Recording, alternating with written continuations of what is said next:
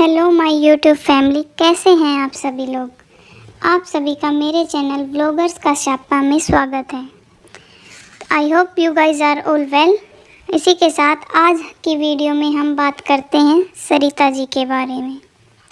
कल देर रात को उनका एक वीडियो आया था जिसमें उन्होंने बताया था कि बंद कमरे का राज क्या था। बंद कमरे में जैसा कि सरिता जी ने बताया, उस बंद कमरे में वो अपनी क्लोज़ फ्रेंड्स नेहा, नीतू, शबनम, स्वाति, आकांक्षा वगैरह से बात कर रही थी। तो सचिन जी वहाँ पर बिना नॉक किए पहुँच जाते हैं, सीधे कमरे में आ गए बिना नॉक किए। उन्हें नेहा को जो हेडेक की दवा देनी थी, सरिता जी ने बोला कि दवाई मुझे दे दो सचिन, मैं दे दूँगी नेहा को, क्योंकि नेहा जी सरिता जी के जस्ट बगल में ही बैठी थी। तो सचिन जी ने कहा नहीं, मैं दे दूँगा। सरिता जी ने फिर से कहा मुझे दे दो सचिन, मैं दे दूँगी दवा। वो नहीं माना, वो बोला नहीं मैं अपने आप दे दूँगा। तो सरिता जी को आया गुस्सा। सरिता जी ने उनके हाथ से दवाई ली और बोला निकलो यहाँ से, क्योंकि उस कमरे में सब लेडीज़ थी, जेंट्स कोई भी नहीं था। सरिता जी ने बोला था कि एक तो बिना नॉक करे आया, कुछ शबनम जी ने की जो बातें उनके माइंड में घूम रही थी, उन सबको लेकर सरिता जी को गुस्सा आ गया। तो बस यही हुआ था उस बंद कमरे में, उसके अलावा और कुछ भी नहीं हुआ था, जिसने पिछले कुछ महीनों इतनी कंट्रोवर्सी का रास्ता लिया। ऑल बिकॉज ऑफ सचिन चाहते तो ऑडियंस के सामने पूरा सच लाके इस चीज़ को वहीं ख़त्म कर सकते थे, इतना बड़ा इशू बनाने की कोई ज़रूरत नहीं थी। लेकिन सचिन ऐसा कर सकते थे, लेकिन क्योंकि उन्हें मतलब ही कंट्रोवर्सी से, व्यूज़ से हैं, तो वो ऐसा कैसे कर सकते हैं। भले ही आज वो ये कहें कि एक एक कम्युनिटी या जो एक एक वर्ड्स में बोलता था सरिता दीदी को, वो मैं खुद नहीं बोलता था, मेरे से बुलवाए जाते थे या बाकायदा मुझे लिख के दी जाती थी कम्युनिटी, मैं जस्ट प्रिंट करता था। तो सचिन जी, ना ही ऑडियंस इतनी बेवकूफ़ है और ना ही आप छोटे दूध पीते बच्चे हैं जो आपको कोई कुछ बोलेगा और आप वही करते, बिना पूछे, बिना सुने, बिना आपकी मर्जी के आप वही करते जाएंगे। लेकिन कहीं ना कहीं कंट्रोवर्सी इन्हीं सब चीज़ों से हुई। इनकी एक वजह सचिन भी है। सरिता जी सब कुछ जानते हुए इतने महीनों से चुप थी, पर कहते हैं ना सच कभी नहीं छुपता, वो एक ना एक दिन बाहर आ ही जाता है। लेकिन कहीं ना कहीं जो इतनी कंट्रोवर्सी हुई, ऑडियंस की फीलिंग के साथ इतना खेला गया, उन सब में शबनम भी बराबर की जिम्मेदार है। उन्होंने ही सरिता जी को बताया था कि सचिन दिन रात उनके ही कमरे में पड़ा रहता है। बेबी शावर के टाइम जब बेबी शावर के टाइम था, उस वक्त नीतू, नेहा, शबनम को एक रूम दिया गया था और फौजी भाई, नीतू मैना के हस्बैंड निक्की भाई और सचिन को एक कमरा। लेकिन सचिन उस रूम में रहते ही नहीं थे अपने वाले में। वो जब देखो जब नेहा के ही रूम में, दिन है, रात है, सुबह है, अर्ली इवनिंग है, कुछ भी है, तो प्राइवेसी नहीं मिल पा रही थी नीतू को, शबनम को। तो इवन मतलब उन्हें चेंज करने के लिए भी टाइम नहीं मिल पा रहा था सारा दिन। भाई हर इंसान आपके साथ कंफर्टेबल नहीं हो सकता। नेहा आपके साथ कंफर्टेबल है पर शबनम और नीतू नहीं है, उन्होंने नहीं महसूस किया। तो शबनम ने जाके सरिता से शिकायत करी कि ऐसे ऐसे हमें एक रूम दे दिया है और उसमें सारा दिन सचिन रहता है, हम अच्छा फील नहीं कर पा रहे हैं, तुम देखो कुछ, तुमने ऐसा क्यों किया। तो सरिता जी को कहीं ना कहीं उस बात का भी गुस्सा था। तो बेबी शावर के टाइम की मैं बात कर रही हूँ। सरिता जी और सचिन के पहले से कुछ इश्यूज, आर्गूमेंट थे, साथ में ये सब सुनकर सरिता जी को और थोड़ा सा गुस्सा आ गया सचिन पे, इसीलिए उन्होंने रिएक्ट कर दिया। जैसा कि सरिता जी ने बताया कि वो तो सचिन को बुलाना ही नहीं चाहती थी, लेकिन उनकी so called close friend Neha की कहने पर, इंसिस्ट करने पर उन्होंने सचिन को फ़ोन किया था कि सचिन भाई, आपको और मनीषा को मेरे बेबी शावर के फंक्शन में आना है। पर सचिन ने मनीषा को क्या बोला कि सिर्फ मुझे इनवाइट किया गया है, मनीषा तुम्हें इनवाइट ही नहीं किया गया है, सिर्फ मैं अकेले जाऊंगा। सरिता दीदी के घर वो अकेले निकल पड़े, क्योंकि भाई उन्हें तो वहाँ जाके नेहा जी से बात करनी थी, प्राइवेसी चाहिए थी।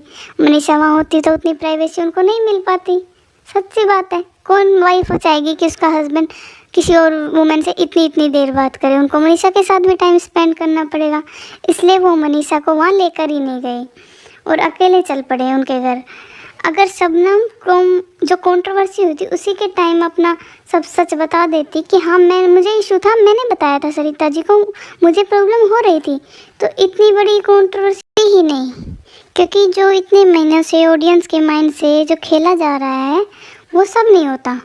तब भी शबनम जी ने अपने पैर पीछे खींच लिए। और आज भी जब उनको लगा कि सरिता जी अब सारा सच बताएगी, भाई वो धीरे धीरे रोज़ एक वीडियो लाके अपना सारा सच बता रही थी कि क्या हुआ था अगस्त के मंथ में, तो उन्होंने पहले ही एक वीडियो बनाया कि आज से मैं सभी क्रिएटर्स को अनफॉलो कर रही हूँ, कोई चाहता है तो मुझे अनफॉलो कर सकता है, और फॉलो करना चाहता है तो फॉलो, लेकिन मैं आज से किसी क्रिएटर को फॉलो नहीं करूँगी क्योंकि मुझे इस सब गंदगी में नहीं पड़ना है। तो कहीं ना कहीं वो जानती थी कि आज ना कल तो सरिता जी तो बताएंगी कि क्या हुआ था उस बंद कमरे, तो शबनम जी का नाम तो वहाँ पे आना ही था। तो उन्होंने पहले ही इससे अपना पल्ला झाड़ लिया। कहने को तो वो एक रेस्पेक्टेड फौजी, हमारे देश के रेस्पेक्टेड जो होते फौजी साहब की वाइफ है, पर इतनी कायरता क्यों? खैर छोड़िए। लेकिन सरिता जी ने बहुत अच्छा किया कि सारा सच बताकर उन पे जो इतने महीनों से एलिगेशन लगे थे, उन्हें ऑडियंस का जो ट्रस्ट खोया था वो उनको वापस मिल गया। अगर वो ये सच नहीं बताती तो कहीं ना कहीं पब्लिक के माइंड में ये रहता कि पता नहीं क्या हुआ था, और कहीं ना कहीं जो ट्रस्ट उन्होंने खो दिया है वो उन्हें कभी नहीं मिलता। पर अच्छा हुआ जो उन्होंने सारा सच बता दिया। कहीं ना कहीं जो ट्रस्ट उनको अब मिलेगा वो उससे भी कहीं ज़्यादा होगी, क्योंकि पब्लिक उनसे कनेक्ट कर पा रही है। ऑडियंस उनकी जो बातें हैं वो बेबुनियाद नहीं लग रही है सचिन की तरह। सचिन का क्या है, सचिन तो हर रोज़ कंट्रोवर्सी करता है। सचिन जितना मैनिपुलेशन कर सकता है उतना तो कोई भी नहीं कर सकता। वो बंदा दिन में एक इंसान को 10 बार घुमा सकता है, इतनी मैनिपुलेशन पावर है उसकी। और मुझे नहीं लगता कि उस बंदे को अभी भी अपने किए का पछतावा है, क्योंकि वो अभी भी रिवेंज चाहता है, बदला लेना चाहता है। उसके माइंड में ये नहीं है कि पहले अपने रिश्ते पर ध्यान दो, बदला तो लिया जाएगा। बदला क्या, गलती दोनों से हुई है, एक दूसरे को माफ़ करो, आगे बढ़ो। जो हो गई है वो भूल दोबारा मत करो। लेकिन अपना रिश्ता आपने सचिन जी मनीषा जी के साथ ख़राब किया है वो आपको ही सही करना है। अभी घाव ताज़ा है तो अभी मरहम अच्छे से हो जाएगी। एक बार नासूर घाव बन गया तो उसका इलाज कोई नहीं कर पाएगा। तो अच्छा यही होगा, आप इन सब पछड़ों से हटकर अपनी वाइफ पर ध्यान दीजिए, क्योंकि कहीं ना कहीं सबसे ज़्यादा सफ़र इन सब में किसी ने किया है तो वो मनीषा ही है। पहले सरिता जी भी मनीषा को टू फेस समझती थी, क्योंकि उन्हें बहुत सारी चीज़ें क्लियर नहीं थी। पब्लिक को, ऑडियंस को और सरिता क्रिएटर सबको ही अभी मोस्ट ऑफ द थिंग्स अभी ही क्लियर हुई है कि सचिन डबल गेम खेल रहा था। वो नेहा के साथ भी रिलेशन में था, वो मनीषा के साथ भी अच्छे से रहता था, ना मनीषा को पता लगने देता था। तो ऐसे में ऑडियंस को इतना गुमराह किया गया। क्रिएटर्स जो उनके क्लोज फ्रेंड थे वो भी, उन्हें भी सच नहीं पता था पूरा। कोई एक जो नीतू मैना जैसे हैं उनको ही थोड़ा थोड़ा पता था, बाकी जो दूर दराज बैठे हैं वो कभी कभी मिलते थे, उन्हें ये सब हाँ बातें होती थी क्रिएटर्स में, लेकिन सच क्या है ये किसी को नहीं पता था। सच सबको अब ही पता चला है। तो सरिता जी वेल डन, आपने अपनी बातों को बहुत ध्यान से, बहुत आराम से, बहुत सोच समझ के, वक्त को देख के सामने रखा। मैं आपका ये इनिशिएटिव बहुत अच्छा मानती हूँ। कहीं ना कहीं आपकी इस पहल पे जो और लोगों के साथ हुआ है वो भी अपने सामने ला रहे हैं, तो आगे से लोग करने से पहले सोचेंगे। तो थैंक यू। आज का ये वीडियो इसी के साथ यहीं तक रहने देते हैं। कमेंट में बताइएगा कि आपको ये वीडियो कैसा लगा।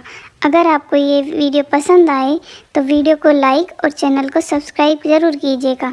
बेल नोटिफिकेशन को ऑन कर दीजिए कि जब भी मैं कोई नया वीडियो लाऊं आपको उसका नोटिफिकेशन मिल जाए।